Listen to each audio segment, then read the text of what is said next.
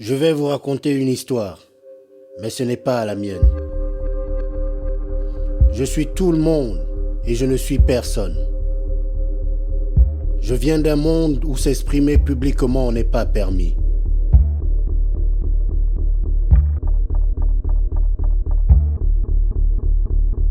Je suis celui qui a participé au sursaut démocratique d'un pays qui n'y était pas prêt.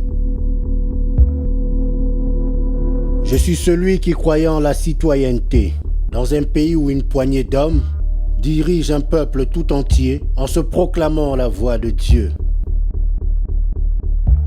Je suis l'enfant qui a eu le malheur d'ouvrir les yeux sur son propre esclavage. Je suis l'homme qui a eu le mauvais goût de réussir dans un monde où seul le pouvoir en place peut décider de qui a le droit d'être heureux ou non. Je suis policier, taxi, homme d'affaires et boulanger. Je suis boxeur, poète et footballeur. J'ai 20 ans, 30 ans, 40 ans. Je suis arrivé en Espagne, en France, en Angleterre. J'ai traversé le Burkina, la Côte d'Ivoire, le Sahara, la Libye. En Zodiac, en avion, caché sous les essieux d'un camion. J'ai donné l'argent d'une vie à des hommes qui profitent de la misère de mes frères. Je fais partie des premiers témoins de la force de l'amour, celui-là même qui nous pousse à partir loin de ceux que l'on aime. Je suis un père loin de son fils, je suis un mari loin de sa femme. Je suis l'ombre de mon histoire, blessé par des tempêtes. La peur m'accompagne et elle danse dans mon esprit, car ma famille est là-bas. J'aimerais commencer par dire une chose qui ne me paraît plus aussi évidente qu'avant, car j'ai dû m'en justifier de nombreuses fois. Personne ne veut quitter sa patrie. Personne ne veut quitter sa famille. Les circonstances qui poussent à une telle décision ne relèvent jamais du confort mais de la survie. Aujourd'hui, je suis ici et la peur continue de danser dans ma tête. Car si c'est à la République que je dois demander aujourd'hui le droit d'exister, elle doit savoir que ce sont des hommes comme moi qui l'ont inventé. J'ai entrevu ces valeurs dans mon esprit d'enfant, puis je me suis réveillé dans un monde qui n'avait pas encore fait sa révolution. Maman, papa, je suis ici et je pense à vous.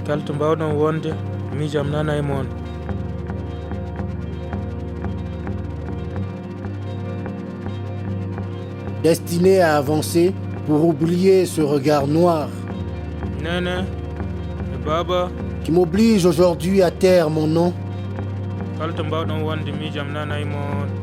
Maman, papa, je suis ici et je pense à vous.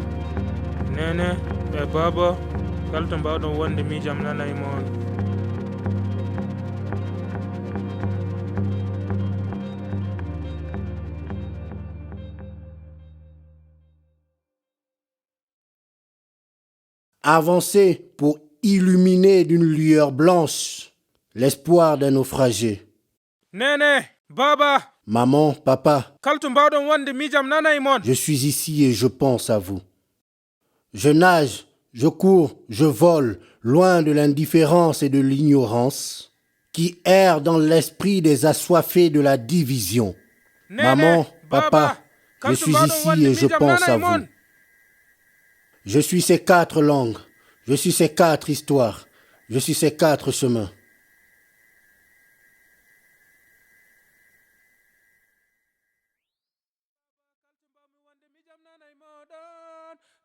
Bandam yalla junungur ndamma baba yam bandam yalla junungur ndamma nene e baba nyagatomi alla ko yo junungur ndam mon hanji on na fore sukabe mon nene e baba kaltumba mi wande mi jam nana e modon.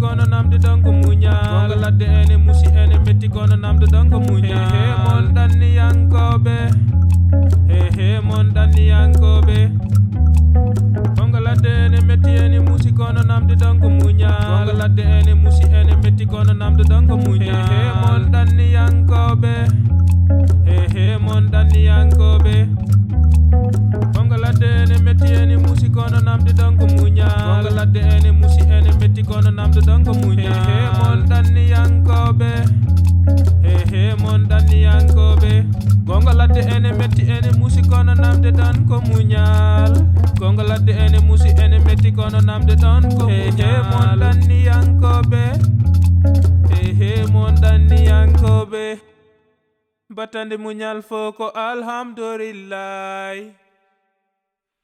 nene baba sabu gacce ngalay mon nene baba kalto mbawmi wonde fo mi miijomon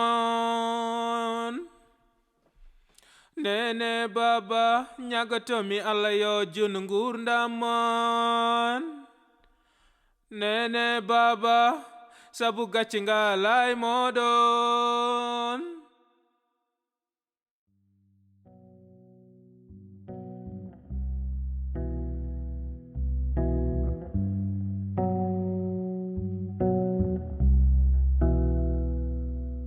nene baba sabu gacce ngalay modon nene baba kalto mbawmi wonde fo mi miijo modon nene baba ñagatomi Allah yo jun ngurdamon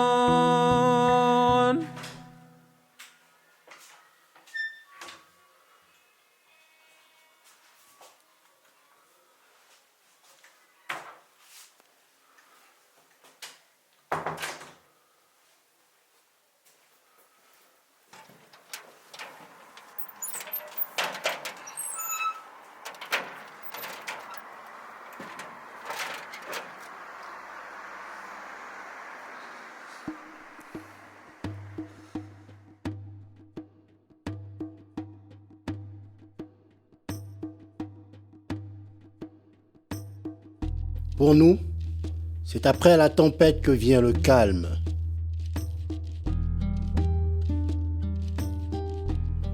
Nous attendons une réponse de l'État français.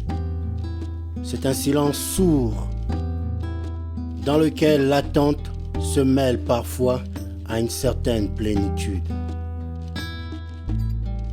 Nous retrouvons des gestes simples. Nous retrouvons la notion du temps. Nous retrouvons la notion de l'espace.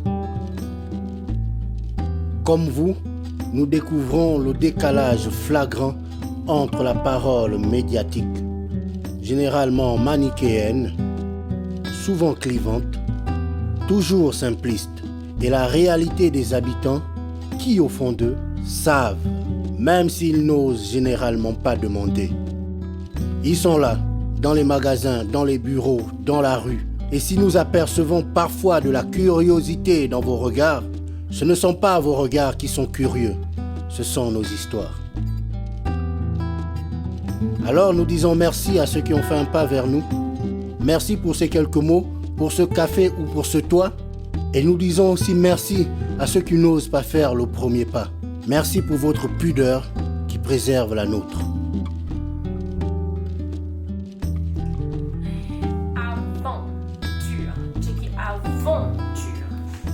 On y va, on va corriger les fautes. Quitter.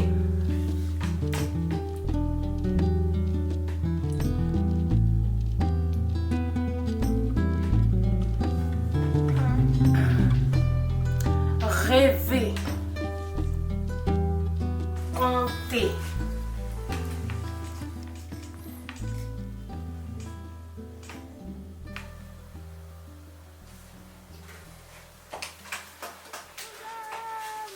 Héros.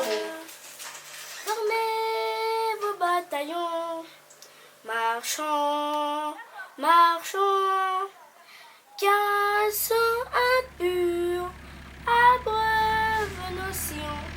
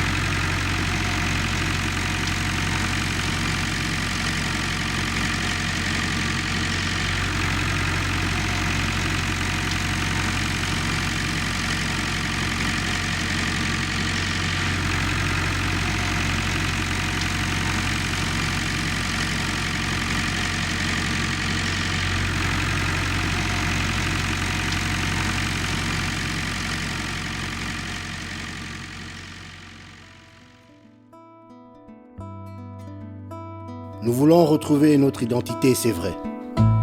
Notre nom est écrit sur un bout de papier. Voilà ce que la France peut faire pour nous. Et tous les jours, nous rêvons à ce que nous pourrons faire pour elle.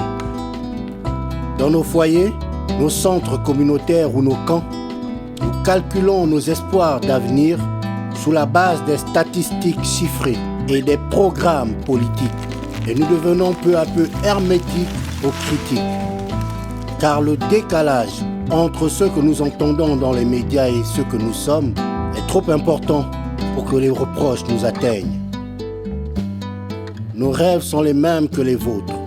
Nos victoires sont les mêmes que les vôtres. Nos cœurs battent pour les mêmes raisons.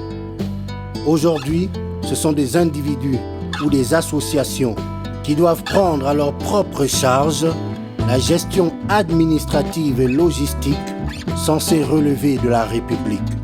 Les valeurs ont perduré là où les moyens se sont envolés.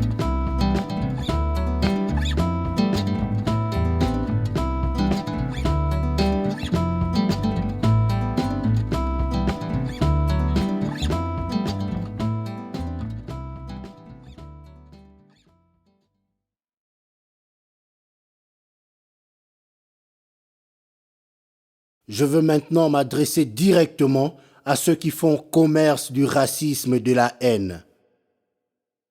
Vous ne pouvez pas gagner. Des individus se porteront toujours volontaires pour porter secours à la République quand celle-ci se retrouve blessée ou à terre. Vous ne pouvez pas gagner. Vous pouvez gagner des élections, vous pouvez gagner de l'audience. Mais la bonté humaine sera toujours là, présente et volontaire. Et quand vous pourchasserez l'entraide, quand vous fermerez les associations, quand vous interdirez aux médecins de nous soigner ou aux écoles de nous accueillir, vous deviendrez le même mal que l'on a fui. Et ce sera alors votre propre peuple qu'il faudra pourchasser et qui fuira pour être accueilli par les mêmes individus qui nous ont accueillis. Pointer les êtres humains du doigt et amorcer l'escalade de la haine ne peut aboutir qu'à l'emprisonnement, la déportation ou l'extermination. Vous ne pouvez pas gagner. Vos anciens le savent. Derniers témoins des heures les plus sombres de votre histoire, preuve ultime que l'humanité, étouffée par tant de cendres, est une braise qui ne s'éteint jamais et finit toujours par rallumer la flamme d'une nation plus belle, de valeurs plus grandes, d'une communauté plus juste, envers les hommes, envers les femmes, envers les minorités.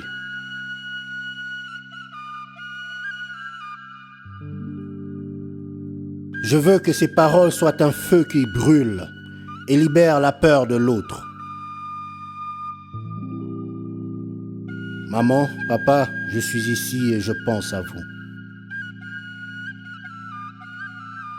Nous sommes cette lueur particulière qui ne brille que dans les pays où règne encore la liberté.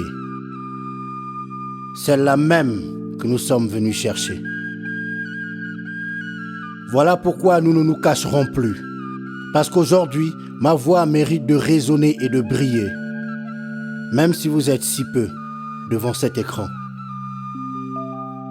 Maman, papa, je suis ici et je pense à vous.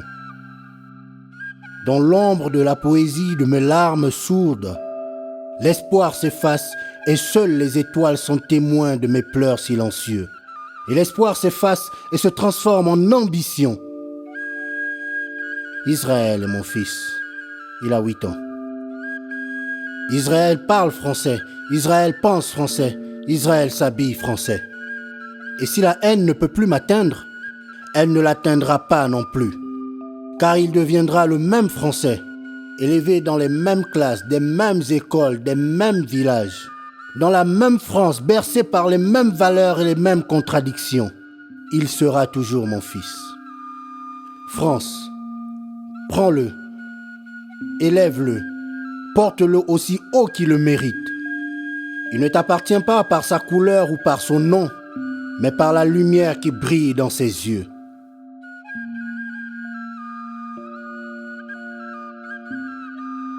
Et tous les jours, il se demande Pourquoi son frère n'est pas là? Najim est mon fils. Il a 13 ans. Il est loin, mais il est à l'abri. Najim, si tu entends ce message,